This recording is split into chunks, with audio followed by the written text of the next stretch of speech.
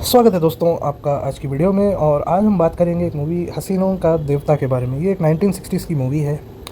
तो मैं इस मूवी के पूरे रिव्यू में नहीं जा रहा हूँ, लेकिन ऐसे ही मुझे रिकमेंड में ये मूवी आ गई और मैंने एक्सीडेंटली इसको देख लिया। और जब मैंने देखना शुरू किया तो मुझे इसका कैमरा वर्क जो है बहुत पसंद आया। 1960s के हिसाब से बहुत ही अच्छा कैमरा वर्क है। और तभी मैंने देखा कि ये मूवी देखने के बाद भाई साहब ये डायरेक्टर है कौन। उस ज़माने में इतना मतलब 60s के हिसाब से बहुत ही यूनिक कैमरा वर्क है। थोड़ा समय से आगे का कैमरा वर्क है जो हमें बाद में 70s 80s या 90s में देखने को मिला। इस तरह का इस मूवी का कैमरा वर्क है।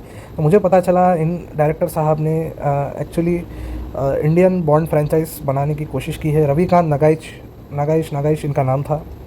और बेसिक कहानी इस वाली मूवी की हसीनों का देवता की कहानी यह है कि एक फिक्सर होते हैं, यानी कैसीनो में जो जानबूझकर कैसीनो की हेल्प करते हैं, आप समझ ही गए होंगे। तो वो एक बार कैसीनो वालों को हराते हैं, जिसके बाद कैसीनो वाले उनको वहीं पर नौकरी दे देते हैं। और हमें ये पता चलता है कि दरअसल उन्होंने जानबूझकर उस कैसीनो वालों से बदला लेने के लिए उन्हें ज्वाइन किया है, क्योंकि वो उन्हें अपने भाई की मौत का ज़िम्मेदार मानते हैं। तो एक दिन होता यह है कि एक बहुत बड़े राजा होते हैं, वो उस कैसीनो में आते हैं। और राजा को प्लानिंग से वहाँ भेजा जाता है ताकि उनको कैसीनो में फंसाया जा सके और फिर उन्हें वहाँ से भागना पड़े, ताकि उनको मारकर उनका अंपायर जो है उनका कोई कज़न लेना चाहता है। और उनकी बेटी फ़ॉरेन से आने वाली होती है, जिसे वो लोग फिर फंसाकर अपनी उसे भी मारना चाहते हैं और बेसिकली उनकी पूरी प्रॉपर्टी को टेक ओवर करना चाहते हैं। और इस ऑपरेशन में कैसीनो वाले इन्वॉल्व होते हैं। तभी अब हीरो का मकसद ये होता है कि वो उस राजा को चेस करते हैं। जब राजा को भागना पड़ता है और उन्हें एक सीक्रेट लोकेशन पर लेकर जाते हैं, तब वो उन्हें कहते हैं कि देखिए मैं कैसीनो वालों के ख़िलाफ़ हूँ, आप यहीं पर सीक्रेट लोकेशन पर रहिए, मैं आपकी बेटी को ढूंढूंगा और उसके बाद फिर हम कैसीनो वालों को हराएंगे और आपके कज़न को भी हराएंगे। ये बाकी की मूवी है। तो मूवी का प्लॉट इतना बड़ा कुछ वो नहीं है, सिंपल सी मूवी है, देखने में मज़ेदार है, वन टाइम वॉच आप इसे देख सकते हैं। लेकिन इसका कैमरा वर्क बहुत ही फैबुलस है। जहाँ पर भी डायलॉग बोले जा रहे हैं या कुछ कैसीनो के सीन है या कुछ एक्शन सीन है, एक्शन हालांकि बेसिक है, मगर जिस तरह से फिल्माया गया है वो बहुत अच्छा है।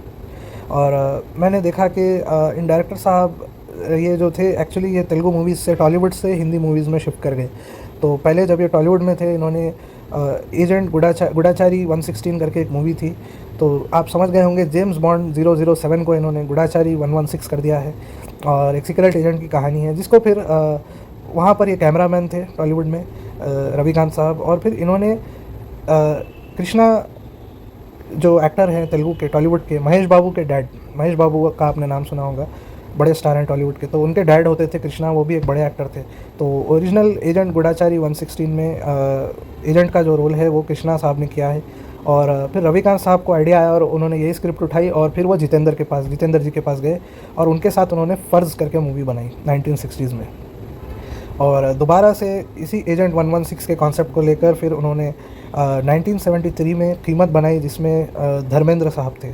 और एक और बार 1982 में इसी कॉन्सेप्ट को लेकर फिर उन्होंने रक्षा करके एक मूवी बनाई। और 1979 में जेम्स बॉन्ड फ्रेंचाइज पर ही आधारित man with the golden gun आपने देखी होगी, रॉजर मूर साहब है उसमें, बहुत ही शानदार मूवी है, वो मज़ेदार मूवी है जेम्स बॉन्ड की। उसकी रीमेक बनाई मिथुन चक्रवर्ती के साथ, जहाँ पर मूवी का नाम है सुरक्षा, आपने नाम सुना होगा। इस मूवी का संगीत बहुत ही पॉपुलर है।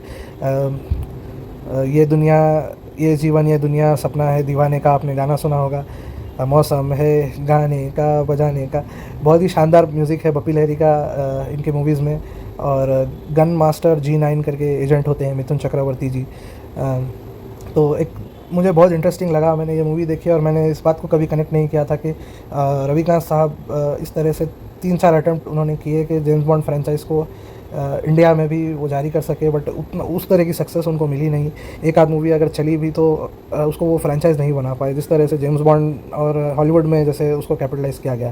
तो मुझे बहुत इंटरेस्टिंग लगा। हर मूवी में इनका कैमरा वर्क अच्छा होता है, और भले ही इनके कॉन्सेप्ट्स इन्होंने कॉपी किए हों और उस ज़माने में इन्होंने बिल्कुल छाप दिया हो स्क्रीन प्ले वगैरह, लेकिन भाई साहब कैमरा वर्क इनका बहुत अच्छा है, कई जगहों पर ओरिजिनल कैमरा वर्क है, तो देखने में मज़ा आ गया। मैंने आपको कुछ क्लिप्स बताए हैं जो आप रिव्यू के समय आप देख रहे थे। तो उम्मीद करता हूँ आपको वीडियो पसंद आई होगी। वीडियो देखने के लिए धन्यवाद। Have a good day.